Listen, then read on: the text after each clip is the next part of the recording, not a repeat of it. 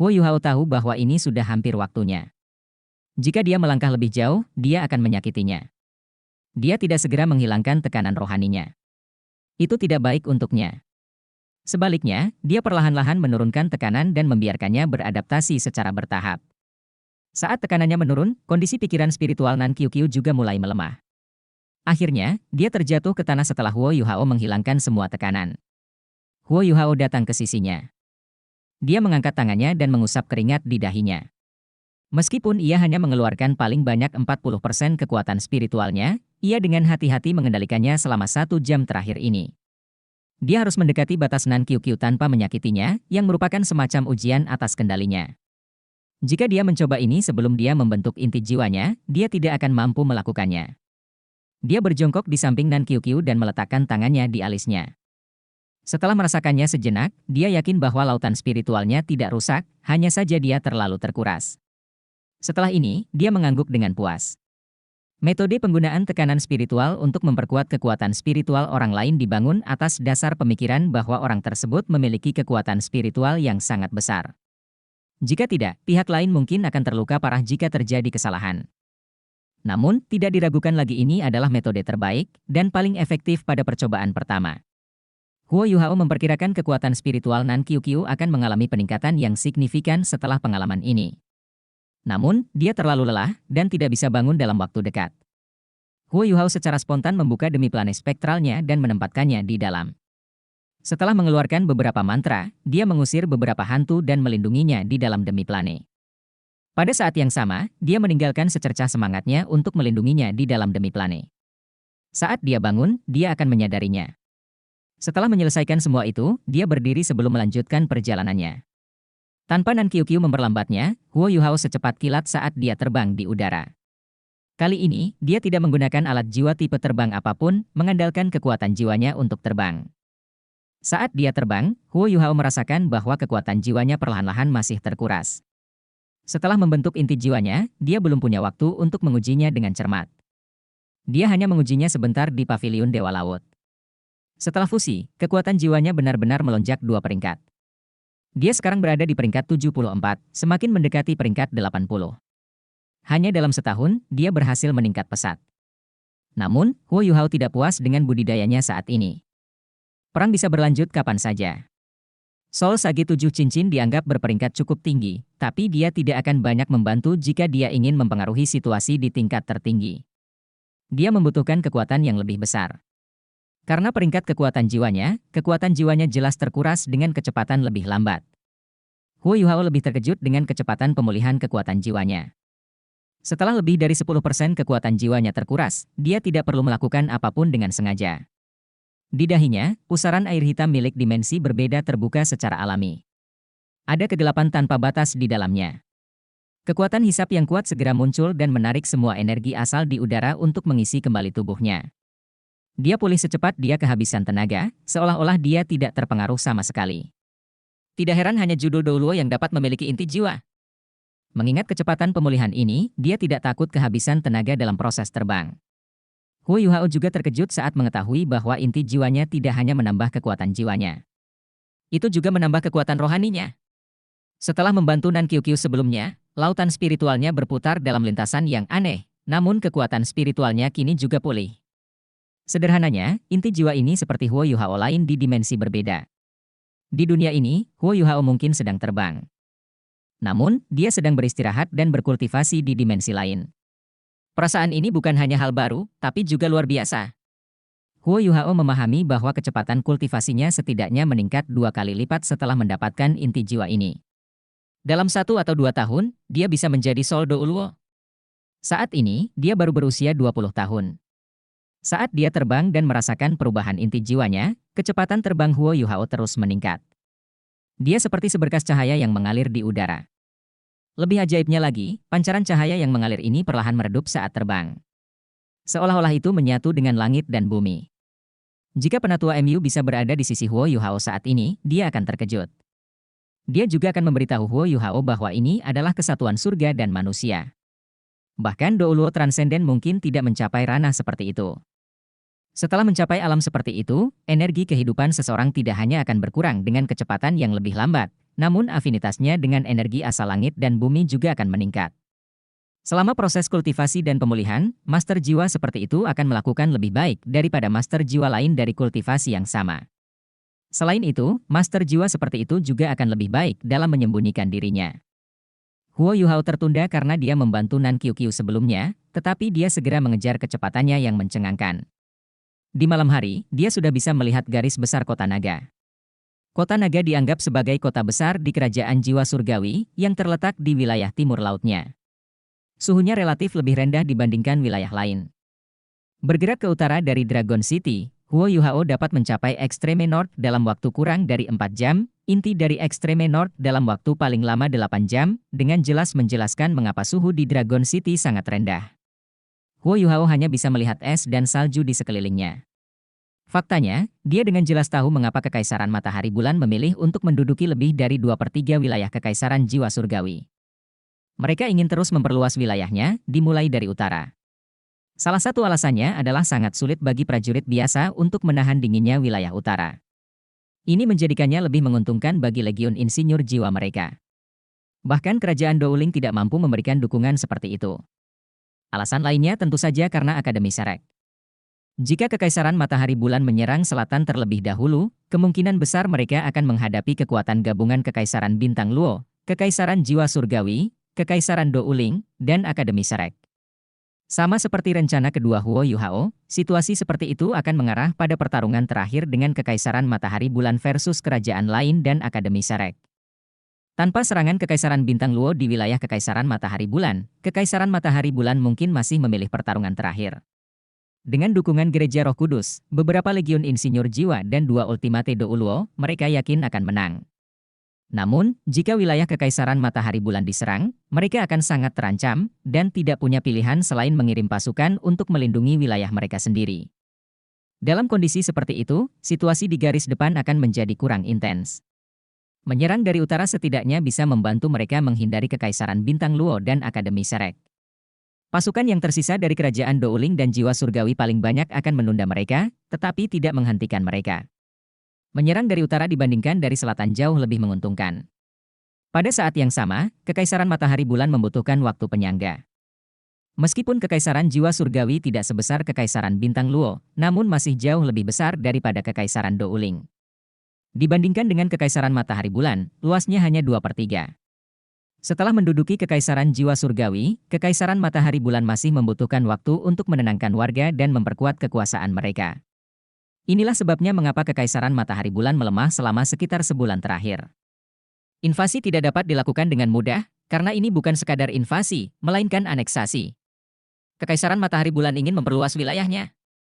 Ini adalah pertama kalinya Huo Yuhao berada di kota naga. Sekarang kota pertama di utara Kekaisaran Jiwa Surgawi telah diduduki, bagaimana mungkin seseorang tidak merasa putus asa? Sekte Naga Langit dan Naga Bumi adalah 2 sekte paling menonjol di kota naga. Namun, mereka masih kurang dibandingkan dengan Kekaisaran Matahari Bulan. Sekte Air Dragon melihatnya datang, dan telah memindahkan lebih dari separuh sumber daya dan murid mereka ke kota Shrek di bawah bimbingan Nan Shui Shui. Mereka mempunyai sisa sumber daya, namun tidak terlalu terpengaruh. Situasi yang dihadapi Sekte Naga Langit saat ini tidak diketahui. Huo Yuhao masih dapat mengingat dengan jelas betapa kuatnya Kapten Tim Sekte Air Dragon, Yu Tianlong, selama turnamen duel jiwa Akademi Master Jiwa tingkat lanjut Continental Elite. Naga kejam petir biru miliknya sungguh luar biasa. Nan Shui Shui juga menyebutkan bahwa Sekte Naga Langit lebih kuat daripada Sekte Naga Bumi, yang pemimpin sektenya bergelar Douluo. Meskipun tidak sekuat Sekte Naga Tiran Petir Biru di masa lalu, sekte ini masih merupakan sekte elit. Saat ia berpikir, Huo Yuhao sudah semakin dekat ke kota naga. Dia melepaskan kekuatan spiritualnya ke arah kota naga. Seperti yang dia duga, sudah ada alat jiwa pengintai udara di kota naga. Namun, ada lebih sedikit alat jiwa pengawasan udara di sini dibandingkan dengan pegunungan Mingdou. Lagi pula, pembuatan alat jiwa pengawasan udara tidaklah murah. Kecuali jika digunakan di tempat-tempat penting, maka tidak akan ada jemaatnya. Pada saat yang sama, Huo Yuhao melihat tidak ada pasukan yang ditempatkan di luar kota. Hanya ada beberapa penjaga di tembok kota. Sepertinya pertahanan kota naga Kekaisaran Matahari Bulan tidak terlalu kuat. Huo Yuhao menemukan sebuah pohon kecil yang bisa menyembunyikannya saat dia turun sekitar 8 km dari kota naga. Dia mengungkapkan dirinya sebelum berjalan menuju kota. Nan Qiuqiu masih tertidur lelap. Huo Yuhao meramalkan bahwa dia hanya akan bangun besok pagi. Periode waktu ini sangat penting baginya. Seseorang tidak dapat meningkatkan kekuatan spiritualnya dalam kondisi normal. Dia memutuskan untuk memasuki kota dan mencari tempat tinggal. Mereka akan pergi ke Sekte Ertragon setelah Nan Qiuqiu bangun. Dia perlu waktu untuk berjalan sejauh 8 kilometer. Namun, dia tidak terburu-buru dan berjalan perlahan. Tidak banyak keamanan di luar kota, dan dia hanya diperiksa sebentar sebelum diizinkan masuk. Setelah memasuki kota naga, Huo Yuhao merasakan lebih sedikit udara dingin yang bertiup ke arahnya. Dengan tembok kota sebagai pembatas, suhu di dalam kota secara alami lebih tinggi daripada di luar kota. Segala sesuatu di dalam kota tampak sangat biasa. Tidak ada tanda-tanda penderitaan atau kesengsaraan. Meskipun jalanan tidak sepenuhnya kosong, namun juga tidak ramai dengan kehidupan. Di kota sedingin ini, populasinya pasti jauh lebih sedikit dibandingkan kota di selatan. Saat Huo Yuhao berjalan maju, dia mengamati sekelilingnya dan merasakan perubahannya. Ada formasi jiwa sederhana di atas tembok kota. Namun, tidak banyak insinyur jiwa yang ditempatkan di sana, dan mereka hanya ditemani oleh beberapa prajurit biasa. Dengan pertahanan seperti itu, kerajaan jiwa surgawi mungkin dapat mengatasinya jika mereka dapat membagi pasukannya dan menyerang kota dengan 1 atau 2 legiun reguler. Akademi Shrek juga tidak memiliki informasi apapun tentang kota ini.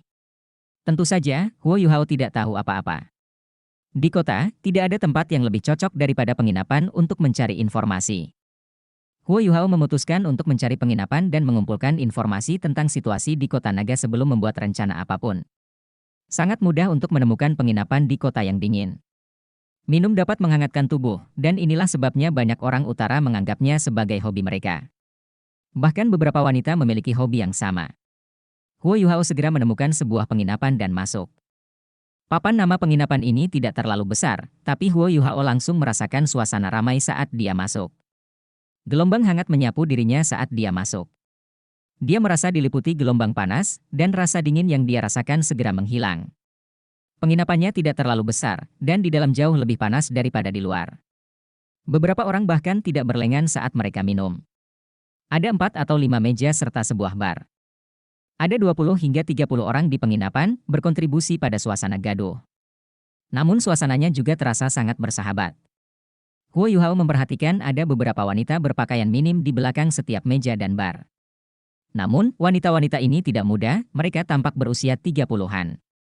Meskipun mereka berpakaian minim, mereka tidak terlalu menarik, dan semuanya berpakaian sama. Rupanya, mereka milik penginapan.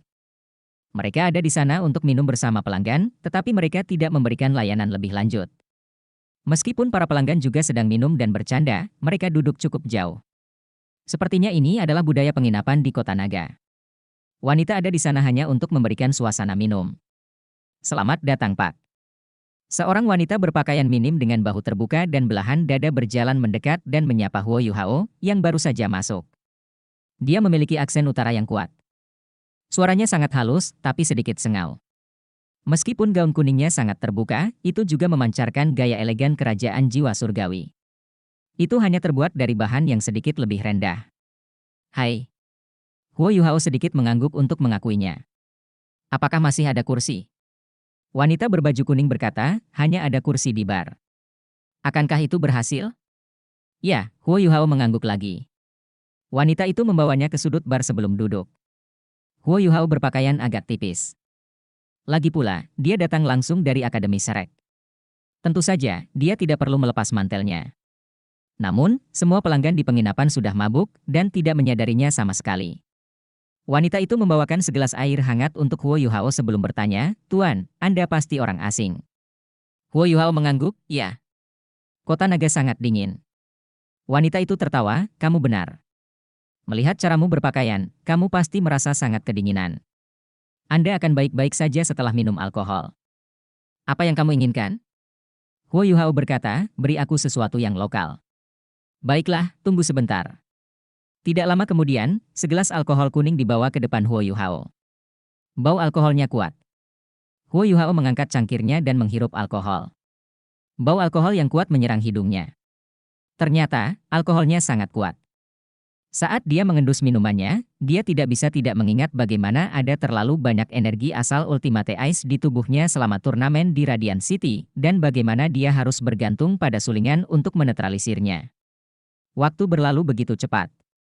Wang Dong'er tidak lagi bersamanya, dan dia sekarang berada di kota utara ini. Setelah mencicipi minuman kerasnya, rasa malt dan tajam memenuhi tenggorokannya. Itu menghangatkan tubuhnya saat masuk ke perutnya. Perasaan itu sungguh menyegarkan. Huo Yuhao tidak menggunakan kekuatan jiwanya untuk menetralisir kekuatan alkohol. Saat dia merasakan rangsangan yang membakar, wajahnya juga menjadi sedikit merah. Meskipun dia bukan orang yang paling tampan, dia tetap sangat menawan karena kekuatan spiritualnya yang besar.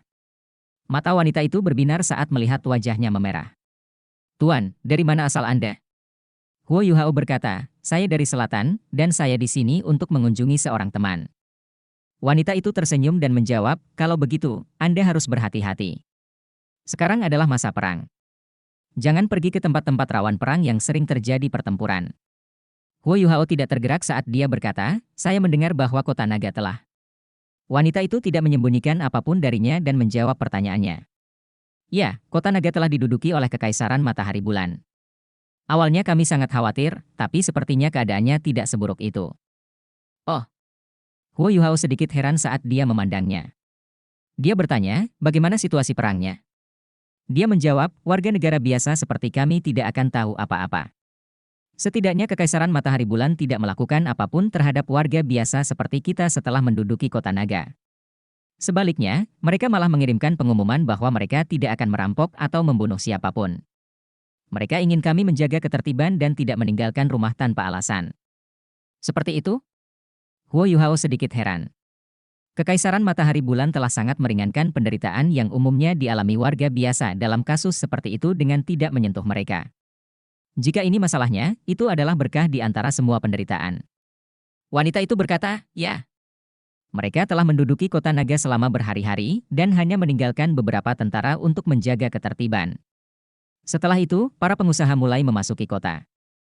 Para prajurit mundur dari kota 2 hari setelah tiba.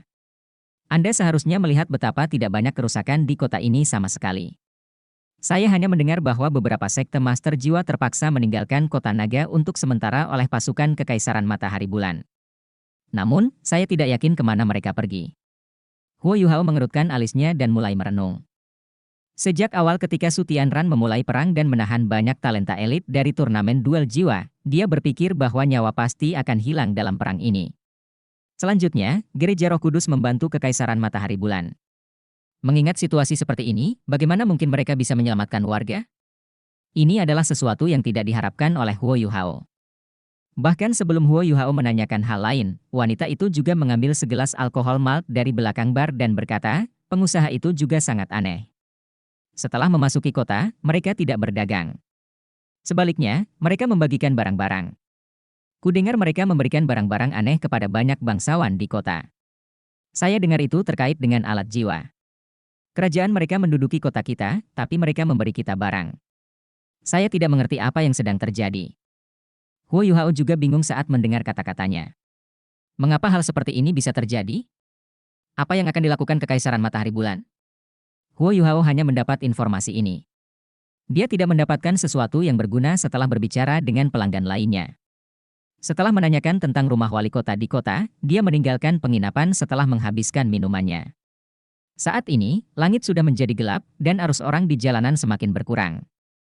Suhu juga turun secara signifikan. Untuk mencegah dirinya menjadi terlalu mencolok, Huo Yuhao mengambil mantel dari alat jiwa tipe penyimpanannya dan mengenakannya. Dia perlahan berjalan di jalanan. Awalnya ia berniat mencari tempat tinggal, dan baru akan pergi ke Sekte Air Dragon setelah Nan Qiu Qiu terbangun. Namun, dia punya beberapa ide baru sekarang.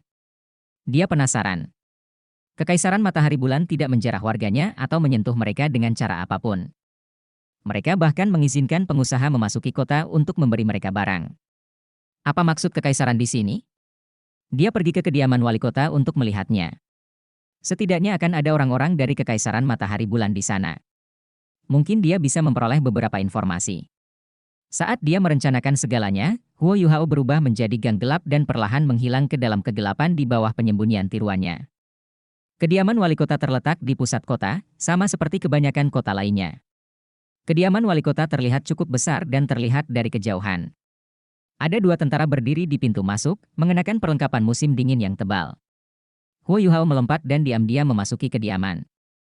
Dia bergerak seperti daun yang jatuh, dan tidak membuat khawatir siapapun.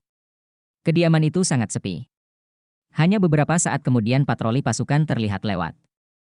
Huo Yuhao menyelinap masuk dan dengan cepat sampai ke struktur inti kediaman. Dia melayang menuju ruangan lantai 2 yang terang. Pada saat yang sama, dia melepaskan kekuatan spiritualnya, menyelimuti seluruh kediamannya. Dia tidak percaya ada pendeteksi spiritual di sini. Segera, dia dengan cepat memahami situasi di kediamannya. Ada sekitar 150 tentara di dalam kediaman ini. Dari mereka, 20 orang adalah insinyur jiwa. Budidaya mereka sedikit lemah, hanya insinyur jiwa yang memiliki 2 atau 3 cincin. Di ruang tengah kediaman ada kaisar jiwa bercincin 6. Huo Yuhao hanya bisa mengetahui apakah dia adalah seorang insinyur jiwa dengan melihatnya secara langsung. Dia hanya seorang kaisar jiwa, tapi dia mengambil alih seluruh kota? Kekaisaran Matahari Bulan benar-benar berhati-hati. Saat dia memproses ini, Huo Yuhao melayang menuju ruangan tempat kaisar jiwa berada. Segera, dia berada di luar pintu. Mengingat jumlah orang yang ada di kediaman ini, dia sangat yakin bisa mengalahkan mereka semua sendirian. Namun, dia tidak ingin membuat khawatir siapapun dan tetap diam di luar jendela. Kekuatan spiritualnya terfokus di dalam ruangan dan dia diam-diam mendengarkan dan mengamati. Ada kaisar jiwa berusia 50 tahun yang membaca beberapa dokumen di ruangan itu dan sesekali mengangguk. Hanya menjadi kaisar jiwa pada usia seperti itu berarti dia tidak memiliki masa depan. Selanjutnya, Huo Yuhao juga merasakan keberadaan alat jiwa di dalam ruangan. Tidak diragukan lagi, dia harus menjadi insinyur jiwa kelas 6. Seseorang tiba. Huo Yuhao merasakan sesuatu, dan merasakan beberapa orang telah tiba di luar kediaman. Dari pakaian mereka, sepertinya mereka semua adalah pengusaha, bukan personel militer. Orang-orang ini dengan cepat memasuki kediaman setelah mengirimkan kabar kedatangan mereka sebelum bergegas ke ruangan tempat kaisar jiwa ini berada.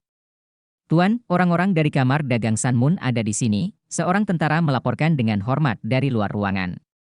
Baiklah. Biarkan mereka masuk, kata kaisar jiwa dengan tenang. Beberapa pengusaha dibawa ke ruangan di bawah bimbingan tentara. Pada saat yang sama, mereka membungkuk ke arah kaisar jiwa. Bagaimana itu? Bagaimana rencananya? Kaisar jiwa bertanya. Seorang pengusaha kurus menjawab, kami mengalami kesulitan pada awalnya. Bangsawan kekaisaran jiwa surgawi mendiskriminasi kami. Namun, setelah Anda mengirimkan instruksi untuk tidak menyita tanah dan kekayaan mereka, mereka tidak berani mengungkapkan kebencian mereka secara terbuka kepada kami, meskipun mereka melakukannya secara diam-diam. Mereka hanya menolak upaya kami secara sembunyi-sembunyi. Selama beberapa hari ini, kami telah menunjukkan betapa ajaibnya alat jiwa, yang saya yakini secara perlahan menggerakkannya. Hal ini terutama berlaku untuk radiator termal kami, yang menurut saya paling diminati oleh mereka. Radiator termal dapat sangat menghemat batu bara yang mahal. Setiap 2 minggu sekali, mereka hanya membutuhkan seorang insinyur jiwa untuk menuangkan kekuatan jiwanya. Cukup menyalakan radiator termal untuk menjaga sebidang tanah tidak lebih dari 500 meter persegi tetap hangat. Kita bahkan bisa menghindari bau batu bara yang terbakar. Mereka semua sangat terkejut. Kaisar jiwa mengangguk puas dan menjawab, baiklah, lanjutkan beriklan. Beri mereka segalanya. Jangan merasa sakit hati karenanya. Marsekal telah menyebutkan bahwa meskipun kita akan mengalami kerugian moneter sementara, mereka pada akhirnya akan bergantung pada kita setelah mereka beradaptasi dengan kehidupan yang menggunakan alat jiwa, dan tidak akan bersedia untuk kembali ke kehidupan usang mereka. Setelah kami memenangkan hati kaum bangsawan dan meyakinkan mereka untuk bekerja untuk kami kemudian akan mengalihkan upaya kami kepada warga. Dalam beberapa tahun, kami akan memenangkan hati seluruh kota. Ya, pengusaha itu mengangguk dengan hormat. Setelah itu, mereka melakukan serangkaian laporan. Mereka berbicara tentang cara mengangkut peralatan jiwa ke kota untuk keluarga bangsawan dan mengajari mereka cara menggunakannya. Mereka juga berbicara tentang bagaimana cara menggerakkan kaum bangsawan, serta orang-orang yang telah tergerak dan yang masih sangat keras kepala. Keseluruhan laporan berlangsung kira-kira 1 jam sebelum para pengusaha itu pergi. Setelah mengantar mereka ke pintu, wali kota kembali ke kamarnya dan bergumam kagum pada dirinya sendiri, Marsekal, Anda berpandangan jauh ke depan. Cara ini jauh lebih baik dibandingkan melakukan pembantaian. Kekaisaran Matahari Bulan tidak bisa hanya mengandalkan kekuatan militer untuk menguasai seluruh benua. Cara menggunakan alat jiwa untuk memenangkan hati masyarakat ini sungguh mengesankan. Kami telah mengurangi jumlah pasukan di kota, membuat mereka melonggarkan penjagaan. Setelah itu, kami menggunakan teknologi alat jiwa untuk menyusup ke kehidupan mereka, meskipun kamilah yang mengendalikan teknologi inti. Di masa depan, hanya akan ada kekaisaran matahari bulan. Lucunya, kekaisaran jiwa surgawi, kekaisaran bintang Luo, dan kekaisaran Douling masih berusaha melawan kita. Mungkin dalam beberapa tahun mereka akan mengetahui bahwa warga di wilayah yang kita duduki tidak lagi setia kepada mereka. Haha, cemerlang. Ini sungguh brilian. Marsekal memang orang yang paling saya kagumi. Menaklukkan hati tanpa menggunakan kekerasan. Itu adalah strategi yang paling canggih. Huo Yuhao berdiri di luar selama 2 jam dan mendengarkan semuanya. Setelah mendengarkan hal ini, ekspresinya menjadi sedikit pucat. Menakjubkan. Marshall, yang dia bicarakan ini terlalu mengesankan. Menggunakan teknologi alat jiwa sebagai sarana penyusupan. Ide brilian macam apa itu? Udara di luar sangat dingin, tapi Huo Yuhao meneteskan keringat. Plot yang terbuka, itu adalah plot yang benar-benar terbuka. Mungkin dia bisa menghancurkan segalanya di kota naga dengan seluruh kekuatannya. Namun, jika Kekaisaran Matahari Bulan melakukan hal yang sama di seluruh Kekaisaran Jiwa Surgawi, tidak mungkin dia bisa menghentikan mereka kecuali dia bisa mengusir mereka dengan cepat. Siapa sebenarnya Marshall ini? Dia sebenarnya punya strategi seperti itu. Dia memang ahli strategi yang brilian. Huo Yuhao pernah melihat Su Tianran sebelumnya. Dia tidak memiliki kesan yang baik terhadapnya. Tidak diragukan lagi, Su Tianran adalah seorang anti pahlawan. Namun, mungkin karena kecacatannya dia terlihat sangat jahat dan kejam. Saat ini, strategi yang didengar Huo Yuhao jelas merupakan sesuatu yang tidak terpikirkan oleh seorang anti pahlawan.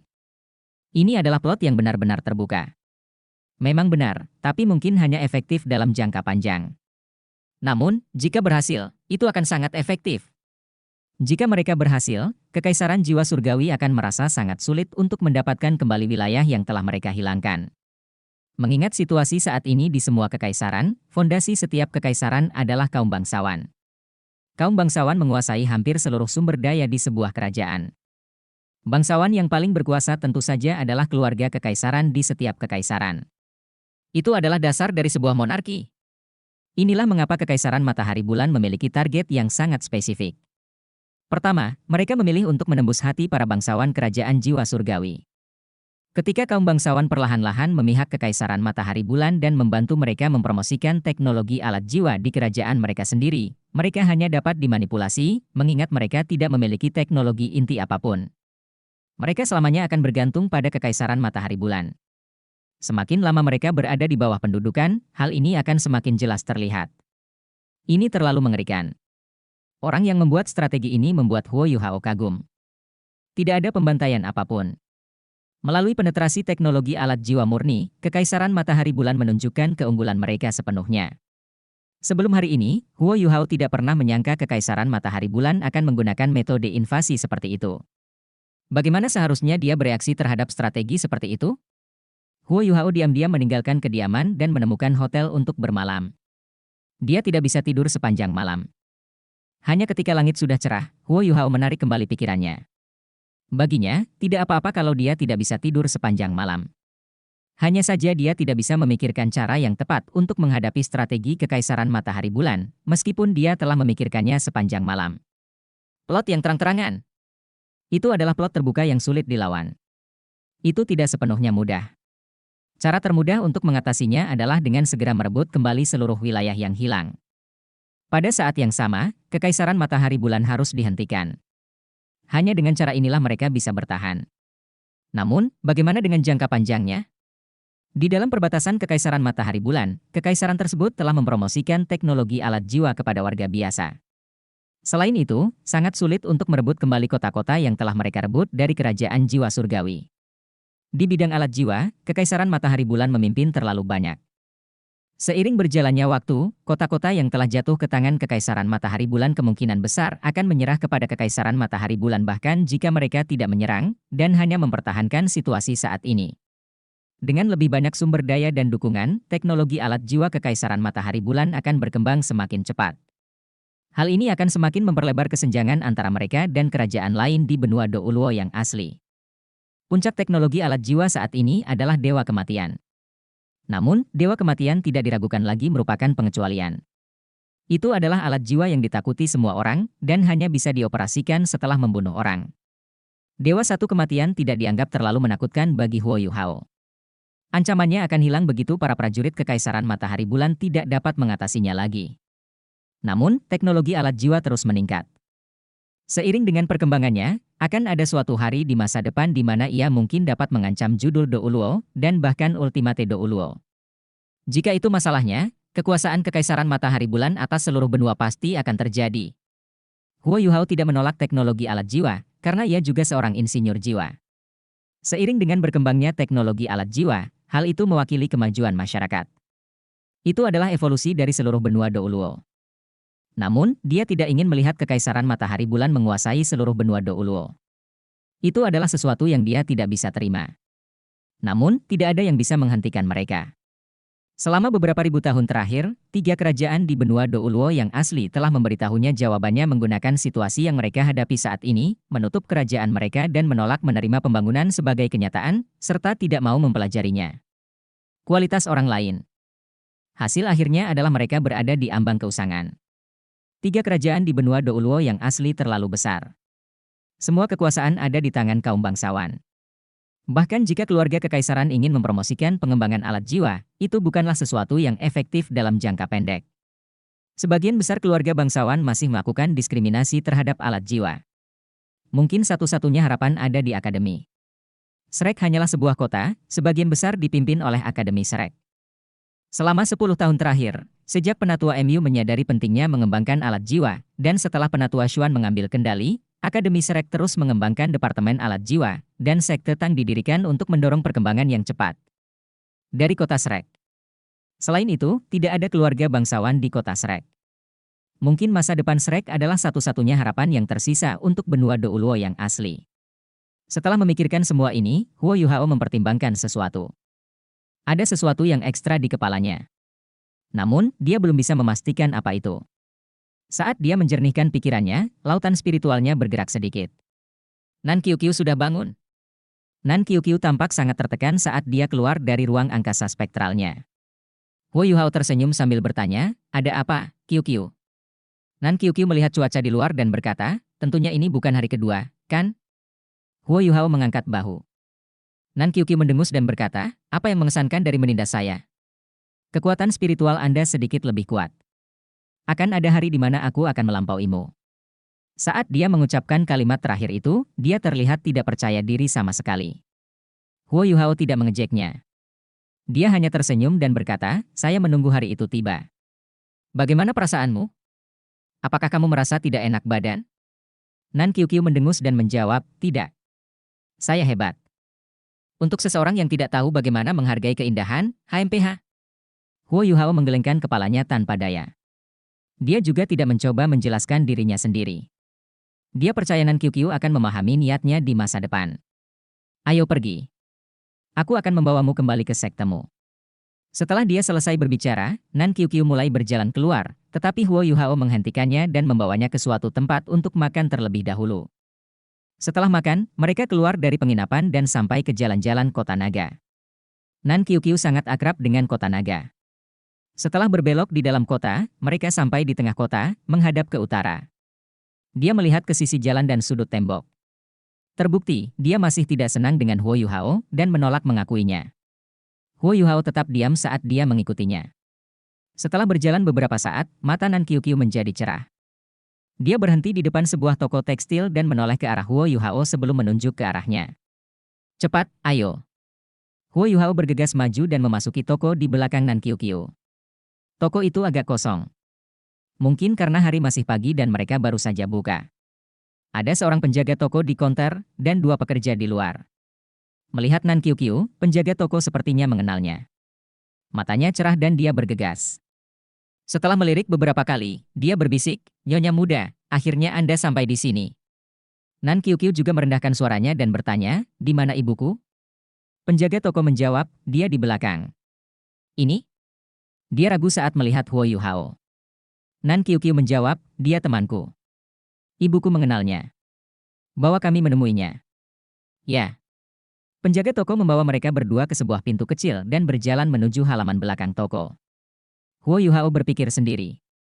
Fondasi dari Sekte Air Dragon begitu dalam di kota ini. Tidak mudah bagi Kekaisaran Matahari Bulan untuk mengusir mereka. Nan Shui Shui baru saja selesai sarapan dan sedang berjemur di bawah sinar matahari di halaman belakang. Melihat Huo Yuhao dan Nan Qiuqiu telah tiba, dia sangat senang. Dia tersenyum saat menerimanya. Penatuanan. Huo Yuhao menyambutnya dengan membungkuk.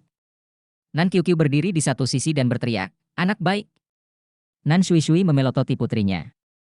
"Bagaimana kamu bisa memanfaatkan dia? Jangan terlalu nakal." Nan Qiuqiu tertawa nakal, dan ketidaksenangannya pada Huo Yuhao sepertinya menghilang. Huo Yuhao merendahkan suaranya dan berkata, "Tetua, bagaimana situasi di kota naga? Saya mendengar bahwa Sekte Master Jiwa di kota telah diambil oleh Kekaisaran Matahari Bulan." Nan Shui Shui menghela nafas dan berkata, "Itu terlalu cepat. Hanya dalam beberapa bulan, Kekaisaran Matahari Bulan telah menduduki kota ini. Kekuatan mereka berada di luar imajinasi kita." "Kamu benar. Sebagian besar sekte besar di kota naga, selain kami, telah dipaksa keluar dari kota naga. Sisanya telah diambil. Kekaisaran Matahari Bulan telah melakukan pembersihan terhadap Sekte Master Jiwa di kota. Namun, beruntungnya mereka tidak melakukan apapun terhadap masyarakat. Inilah alasan mengapa kami mampu melestarikan sebagian sumber daya kami. Saya yakin ada orang lain yang masih di sini, tetapi belum mengungkapkan diri mereka."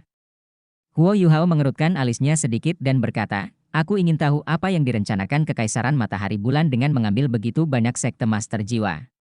Nan Shui Shui tertawa dingin dan berkata, "Apalagi yang mereka inginkan? Mereka mungkin akan menggoda mereka untuk bergabung dengan mereka. Jika tidak memungkinkan, mereka akan membunuh semuanya. Hanya ada dua kemungkinan. Akan ada orang-orang yang pengecut dan takut mati. Saya mendengar bahwa Kekaisaran Matahari Bulan menambahkan 2 legiun insinyur jiwa lagi setelah menduduki wilayah Kekaisaran Jiwa Surgawi. Kedua legiun insinyur jiwa ini dibagi dan dikirim ke legiun insinyur jiwa asli. Insinyur jiwa di legiun ini dilengkapi dengan peralatan jiwa dasar dan telah menjadi bagian dari kekuatan tempur mereka. Kekaisaran Matahari Bulan ini benar-benar licik. Mereka yang tidak memiliki tulang punggung juga layak dibunuh. Mereka memicu perang melalui apa yang mereka menangkan dari perang tersebut?" Setelah Huo Yuhao mendengarkan kata-kata Nan Shui Shui, dia tidak bisa menahan perasaan tidak berdaya. Setelah Kekaisaran Matahari Bulan memulai invasinya, dia merasa bahwa strategi mereka sempurna, dan mereka sepenuhnya berada di atas angin. Dari serangan tipuan awal terhadap Kekaisaran Bintang Luo hingga menahan mereka selama invasi besar-besaran ke Kekaisaran Jiwa Surgawi hingga serangkaian strategi yang ditargetkan di kemudian hari, Kekaisaran Matahari Bulan telah mencapai keuntungan terbesar dalam periode waktu yang paling singkat. Marsekal. Apakah strategi tersebut dirancang oleh Marshal yang disebutkan oleh wali kota? Saya tidak menyangka Su Tianran memiliki sosok yang begitu kuat di bawahnya. Entah bentrokan seperti apa yang akan terjadi saat kita menghadapinya di medan perang di masa depan. Nan Shui Shui berkata, "Karena Anda di sini, mari manfaatkan kesempatan bahwa tidak banyak tentara Kekaisaran Sun Moon di sini saat ini dan selesaikan segala sesuatunya. Ayo, aku akan membawamu ke sana." "Baiklah." Nan Shui Shui mendandani dirinya dan mengenakan topi bambu dengan kerudung sebelum memimpin mereka berdua keluar toko. Dia melanjutkan ke arah utara. Nan Qiuqiu berbisik kepada Huo Yuhao di sampingnya, sebelum kota naga diduduki, Sekte Naga Bumi menduduki bagian utara kota, dan Sekte Naga Langit menduduki bagian selatan kota. Kami belum pernah saling bersentuhan. Sekte Naga Langit lebih kuat. Pemimpin sekte mereka bahkan bergelar Douluo. Saya juga tidak yakin bagaimana situasi mereka saat ini. Nan Shui Shui menoleh ke arah Nan Qiuqiu dan berkata, "Ngomong-ngomong, aku sangat kagum pada Tianlong tua." Ketika pasukan Kekaisaran Matahari Bulan tiba, lelaki tua itu memimpin sektenya untuk mempertahankan kota bersama dengan tentara pertahanan kota naga. Kudengar dia membunuh banyak musuh. Setelah kota itu ditembus, Sekte Naga Langit menderita kerugian besar, dan Tianlong tua tewas dalam pertempuran. Saya mendengar Yu Tianlong menghilang, tapi saya tidak yakin di mana. Setelah mendengar kata-kata Nan Shui Shui, Huo Yuhao dan Nan Qiuqiu juga merasa kagum. Seseorang yang membela kota hingga saat-saat terakhir pantas mendapatkan rasa hormat yang besar. Jika Yu Tianlong melarikan diri, itu berarti garis keturunan Sekte Naga Langit masih dapat dilanjutkan. Nan Shui Shui berkata dengan berat, "Saya telah melawan Tianlong tua sepanjang hidup saya, dan selalu ditahan olehnya. Aku tidak menyangka dia akan mati lebih awal dariku." Sekte Naga Langit telah dimusnahkan setengahnya, sedangkan sisanya telah diambil. Hal yang dibenci adalah ada beberapa sekte yang diam-diam menyerah kepada kekaisaran matahari bulan. Jika mereka tidak membuka gerbang kota, segalanya tidak akan terjadi. Nan Shui menjadi semakin muram saat dia selesai berbicara. Nan Qiuqiu bergegas maju beberapa langkah dan meraih tangannya. Bu, kami akan membalaskan dendam Paman Naga Langit suatu hari nanti. Tindakan Anda benar. Kita tidak bisa melawan kekaisaran matahari bulan mengingat kekuatan kita. Hanya dengan bertahan hidup kita bisa membalas dendam di masa depan. Paman Tianlong terkadang terlalu keras kepala. Jika dia mau mendengarkanmu dan pindah ke kota Shrek, dia tidak akan. Diam! Nan Shui berteriak, dan Nan Qiuqiu tertegun di tempatnya. Nan Shui terlihat sangat tegas saat dia berkata, dia tidak keras kepala. Dia tidak bisa menyerahkan kota itu. Kota Naga adalah tempat di mana Sekte Naga Langit dan Naga Bumi didirikan. Aku tidak bisa memimpin Sekte Naga Bumi untuk melawan musuh bersama dengan Sekte Naga Langit, dan aku sangat bersalah karenanya. Kecuali aku bisa membalaskan dendamnya suatu hari nanti, Sekte Earth Dragon tidak akan pernah bisa mengangkat kepalanya di depan Sekte Naga Langit lagi. Saya sudah menyesali keputusan saya. Jika saya tahu, saya akan bersedia bertarung sampai mati dengan Tianlong tua. Ketika dia selesai, matanya berkaca-kaca dan dia mengepalkan tangannya. Hu Yuhao menghela nafas dalam diam ketika dia merasakan aura mematikan Nan Shui. Melihat kota tempat sektenya didirikan telah dikorbankan, dan teman lama serta musuhnya tewas dalam pertempuran, Nan Shui pasti merasa sangat sedih. Penatua Nan, kita akan mendapatkan kembali kota naga. Penatua Tianlong adalah pahlawan kota naga, dan Anda juga, kata Huo Yuhao dengan tulus. Nan Shui menundukkan kepalanya sedikit dan menggelengkannya dengan lembut. Dia tidak berkata apa-apa lagi, dan berbalik sebelum melanjutkan berjalan ke depan. Nan Qiuqiu menjulurkan lidahnya dan tampak ketakutan. Ibunya biasanya sangat baik padanya, hampir tidak pernah seketat itu. Setelah melewati jalan dan gang, sebuah halaman yang sangat luas muncul dalam pandangan mereka. Setelah melihat halaman ini, Nan Shui dan Nan Qiuqiu tampak sangat sedih. Tidak diragukan lagi, ini adalah Sekte Earth Dragon. Ada segel di seluruh gerbang Sekte Earth Dragon, tapi tidak ada yang menjaganya. Bu, seharusnya tidak ada terlalu banyak penjaga di kota. Mengapa kita tidak membunuh mereka dan merebut kembali kota naga? Nan Qiuqiu berkata dengan penuh kebencian. Nan Shui memelototinya dan berkata, bagaimana sesederhana itu? Jika Kekaisaran Matahari Bulan berani menempatkan begitu sedikit penjaga di kota, mereka pasti punya alasannya sendiri. Ada pengumuman lain di papan pengumuman di samping. Jika ada Master Jiwa yang berani memberontak, mereka akan membunuh semua Master Jiwa yang mereka ambil dari kota naga. Jika bukan ini masalahnya, apa menurutmu aku akan menunggu sampai sekarang? Bajingan! Nan Qiuqiu berteriak dengan marah. Mata Nan Shui menjadi dingin. Melihat tidak ada orang di sekitar yang melihat mereka, dia mengangguk kedua lainnya sebelum melayang, dan memasuki sekte terlebih dahulu. Hu Yuhao menarik lengan baju Nan Qiuqiu sebelum mereka mengikuti Nan Shui. Terjadi kekacauan di dalam sekte Earth Dragon. Banyak daerah yang rusak. Ada tembok rusak di sekelilingnya. Rupanya, tempat itu telah digeledah. Nan Qiuqiu sudah lama tidak kembali. Melihat kondisi tempat itu, matanya menjadi merah, dan dia ingin berbalik dan bergegas pergi. Nan Shui menangkapnya, tapi butuh upaya untuk menahannya. Kita perlu mengurus bisnis. Yuhao benar. Kami akan kembali suatu hari nanti. Nan Shui memimpin keduanya ke halaman belakang Sekte Earth Dragon. Itu adalah taman yang sangat besar, sekarang menjadi reruntuhan. Saat pasukan Kekaisaran Matahari Bulan menggeledah tempat tersebut, taman tersebut rusak parah. Akan sulit untuk kembali ke tampilan semula di masa depan. Nan Shui menutup matanya karena tersiksa saat melihat semua ini. Warisan Sekte Earth Dragon telah diwariskan selama lebih dari 1000 tahun, namun warisan itu mati pada generasinya. Tidak diragukan lagi, dia sangat kesakitan saat ini. Namun, dia tidak berhenti. Dia membawa mereka berdua ke kedalaman halaman belakang, di mana ada sebuah sumur. Huo Yuhao sedikit tergerak saat dia semakin dekat ke sumur. Dia bisa merasakan gerakan halus dari permaisuri es, dan dia ingin dilepaskan. Tampaknya ada sesuatu yang sangat menarik di dalam sumur. Itu di sini. Ini adalah mata air dingin, dengan energi spiritual terkonsentrasi. Ini sangat bergizi bagi para master jiwa. Namun, hanya pemimpin sekte dari Sekte Earth Dragon yang mengetahui hal ini. Di dasar mata air ini sebenarnya terdapat sebuah gua. Namun, kami telah mengisolasinya dari sumur menggunakan beberapa mekanisme. Di dalam gua itu banyak terdapat batu mineral yang eksotis.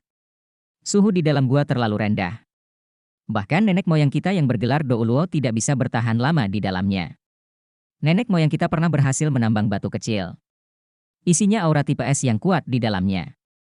Sepertinya juga terbuat dari logam. Inilah sebabnya nenek moyang kita percaya bahwa di dalam gua ini terdapat tambang yang mengandung logam sejenis es. Mengenai standarnya, kami tidak tahu. Setelah selesai, Nan Shui Shui memandang Huo Yuhao dan berkata, "Yuhao, jiwa bela dirimu adalah ultimate ice. Anda harus bisa bertahan hidup di gua ini. Jika batu-batu di bawah ini berguna bagi Anda, cobalah menambangnya. Lagi pula, kami tidak akan kembali ke sini dalam waktu dekat. Anggap saja sebagai kontribusi kami pada Sekte Tang. Sekte Tang sangat baik kepada kami di kota Shrek. Saya berharap kita dapat bekerja sama lebih erat di masa depan. Terima kasih, Tetua." Huo Yuhao tidak berdiri pada upacara. Meskipun mata air es adalah penghalang, dia dapat dengan jelas merasakan bahwa benda-benda di dalam gua itu memang berguna baginya. Nan Shui Shui memberitahunya cara membuka gua secara detail sebelum berkata, "Turunlah. Aku akan menjaga tempat ini bersama Qiu Qiu. Jangan memaksakannya. Meskipun Anda memiliki jiwa bela diri Ultimate Ice, saya hampir membeku ketika saya mencoba turun bahkan hanya beberapa detik. Suhu di bawah terlalu rendah. Sepertinya manusia tidak bisa mengatasinya." "Baiklah." Huo Yuhao mengakui kata-katanya. Nan Shui Shui tidak akan memperingatkannya tanpa alasan.